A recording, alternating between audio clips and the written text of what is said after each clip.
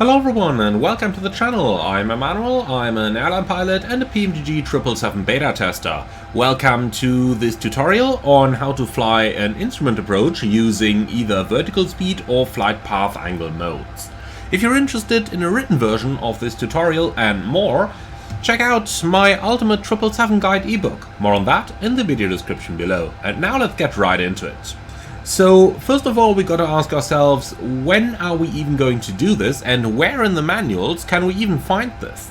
Now, if you carefully look at the 777 AFCOM, you will notice that this procedure is actually not listed under the normal procedures section. That's because it is a supplementary procedure. In other words, it is not regularly done on the 777, but just is a procedure that is available in case it is needed. Now, when might it be needed? For example, in any situation where VNAV is not available. That can be, for example, if you get the vertical path full message in the PMDG 777, if you encounter system degradation or system faults in the real aircraft, and so on. So for all these kind of situations, you've got this procedure available. Now, let's go ahead and go into a couple of basics. Generally speaking, this is a non-precision approach, like pretty much any other non-precision approach. So that means if LNAV is available to fly the lateral navigation part of things, then we're going to use LNAV for it. If we are flying a localizer approach, however, we can use the localizer mode over here. And since we have already talked about when this procedure is being used, of course, if there is no LNAV available, then you can use the heading or the track mode in order to fly this procedure laterally. Vertically speaking, we are going to use either vertical speed or flight path angle. Now, my personal recommendation here is to use flight path angle instead of vertical speed, as it makes things easier. Now, the way flight path angle works is that basically you command the aircraft, I want to descend at a 3-degree angle. And then the aircraft is going to do exactly that. So you don't need to worry about which vertical speed do I need for which ground speed. You don't need to worry about what do I do if my ground speed changes due to wind changes. You're covered for all of that. So the technique on this one is a little bit different than it is on the instrument approach using VNAV. With VNAV, you're flying a decelerated approach. That means you just slow down on the final. When you are flying your approach using this technique with either vertical speed or flight path angle, it is recommended that you fly it as an early stabilized approach. That means by the time you intercept the final descent, you should be in your landing configuration or just about to reach landing configuration. Therefore, we should start our approach with flaps 5 at the flaps 5 speed. 2 miles prior to the descent point, we are going to go gear down flaps 20, and when we start our final descent, we are going to extend our landing flaps. Now, since we have to ensure that the airplane actually starts the descent, we gotta reset our MCP altitude when we need to start our descent. We're going to do this also 2 miles prior to the final approach fix. And if there is an intermediate altitude at which we need to level off, we got to set the intermediate altitude minus 100 feet. The reason we do this is because we want to avoid the aircraft entering altitude hold mode, and we wanted to keep continuing on its way down on the descent. So set the MCP altitude to the nearest 100 feet below your intermediate crossing altitudes. Finally, if there is no intermediate altitude constraint, you can set the MCP down to your MDA, exactly like you would have done during the non-precision approach using VNAV. So, 300 feet above the MDA, we are going to set the missed approach altitude, but we need to ensure that we are at least 300 feet below our missed approach altitude at that point. So, 300 feet above the MDA, but at least 300 feet below the missed approach altitude, we set our missed approach altitude. The background here is that we want to avoid the aircraft entering altitude hold mode, which would basically ruin our vertical profile. And that's basically as easy as it gets. So, of course, we got to ensure that we do our distance to altitude checks, since if we fly this procedure, VNAV may not be deemed reliable. And, of course, we got to choose the correct minimum. So, today, as an example, we are going to fly the RMP approach runway 12 left at Dubai. Now, everything is set up on the FMC, we've done all our checks, and what's interesting for us on the chart now is the lower part of the chart over here. So first of all, we'll start with a minimum. Since we are not using VNAV, we cannot use the LNAV VNAV minimum, but much rather we simply have to use the LNAV minimum.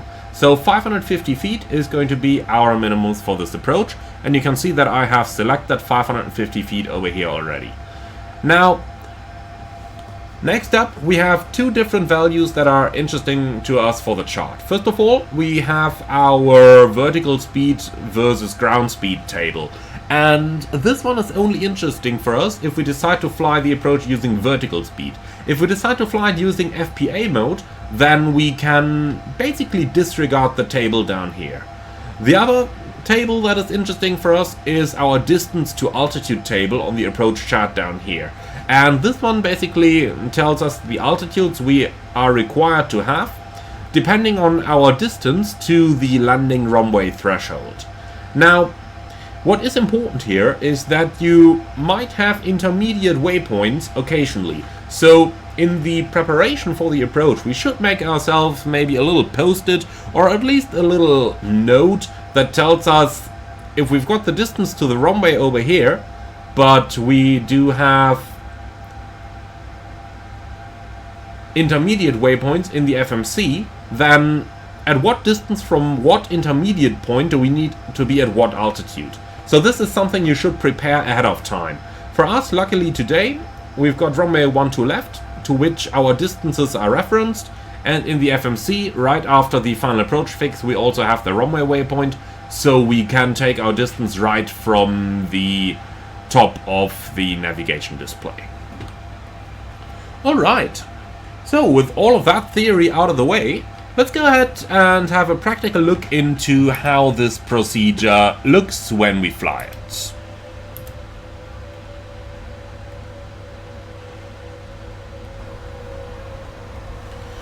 So we've got our descent point, which is Delta Bravo 601 in 2000. We're in 2000 already, and 601 is right up here. We're still flying 250 knots, so we have to start slowing it down early enough so that we have reached our final approach speed more or less at waypoint 601. Now, using FPA mode, technically speaking, you could still decelerate the aircraft as you start your descent. However, in practical terms, when a mode like FPA is used, while the aircraft is decelerating, you will never fly the exact vertical speed you need. And that simply makes your flight path management a lot more difficult, which I'd really recommend you to make your life easy, because this is an approach that you will just not fly very often. For that reason, make it as easy as possible for you. Okay, so we're now approaching our final approach fix at Delta Bravo 601. 2 miles prior to that, we have to set our MCP altitude down to the minimum, go gear down, flaps 20, and 0.5 miles prior to it, we are going to engage FPA mode. And this is something we can prepare already. So using the button up here, we can pre-select FPA mode. And now we are all set up to start the approach. So, 2 miles, gear down, flaps 20, take the speed down to the 20 speed. Altitude is going down to the minimum, so we've got 550 set over here. Next up, 0.5 miles prior to the descent point. We are going to select the landing flaps and then go into FPA -3. Okay, 0.5 miles, landing flaps coming down, FPA.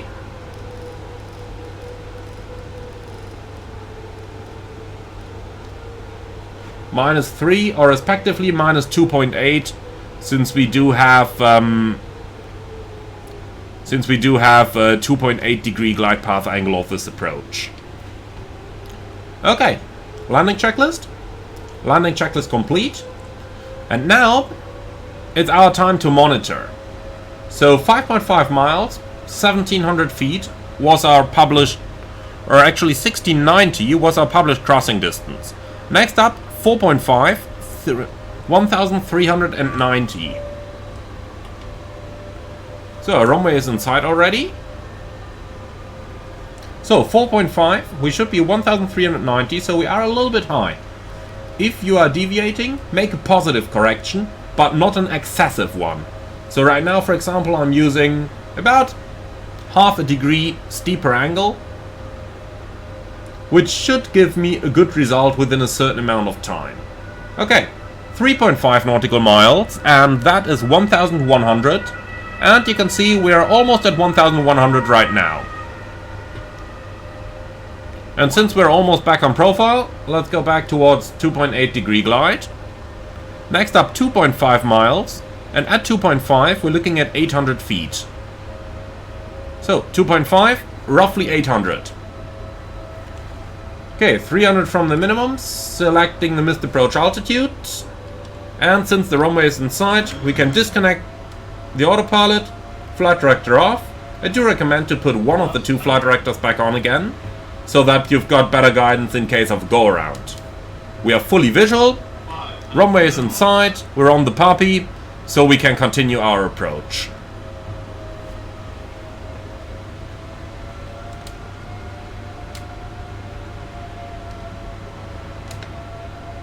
So the puppy is showing 3 red, correcting for that. And we're back on the puppy, resuming the original pitch, and down we go.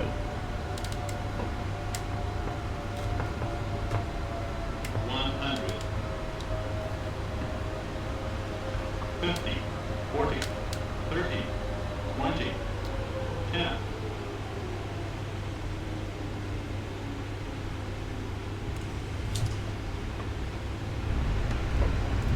So, speed brake up, thrust reverse normal, and welcome to Dubai. So, I do hope that you enjoyed this one. I'm very much looking forward to your feedback in the comments below. Let me know what you think of this procedure, and let me know if you want me to continue covering supplementary procedures like this on the channel as well. As always, if you're up for more, don't forget to like, comment, and subscribe. And if you really like what I'm doing, I would appreciate a small donation through the Buy Me a Coffee link in the video description below. Finally, if you're interested in a written version of this tutorial, have a look at my Ultimate 777 Guide ebook. More on that in the video description below. Thank you very much for watching, and then I see you all again on the next one.